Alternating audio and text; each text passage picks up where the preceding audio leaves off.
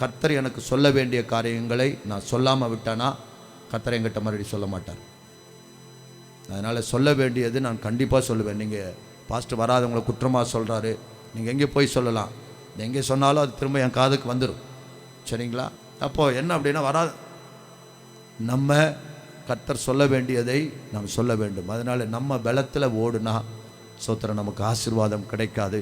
நாம் கர்த்தரை சார்ந்து கொண்டு கர்த்தரையே சார்ந்து கொண்டு அவரை சார்ந்து கொண்டு ஓடுனா நம்ம ஒரு அடி வச்சா போதும், அதில் நமக்கு பல ஜெயத்தை கர்த்தர் தருவார். ரலையிலே சொல்லுங்களேன், ஒரு அடி நம்ம வச்சோன்னா அது பல வெற்றியை கர்த்தர் தருவார். அப்போ கர்த்தரை சார்ந்து கொள்ளாமல் நம்முடைய பலத்தை சார்ந்து கொண்டு ஓடினா நம்ம 1000 அடி வச்சாலும் அதில் ஒரு வெற்றியுமே நமக்கு கிடைக்காது. ஒரு அலையிலே சொல்லுங்களேன்.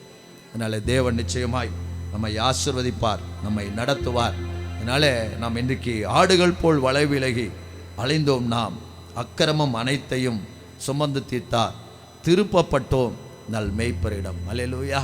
அதனால நாம் கர்த்தரிடம் திருப்பப்பட்டிருக்கிறோம். அதனால் எல்லாவற்றிலும் எல்லா காரியங்களிலும் நாம் கர்த்தரை சார்ந்து கொண்டோம் என்று சொன்னால் கர்த்தர் நம்மை நடத்துவார். அல்லேலூயா.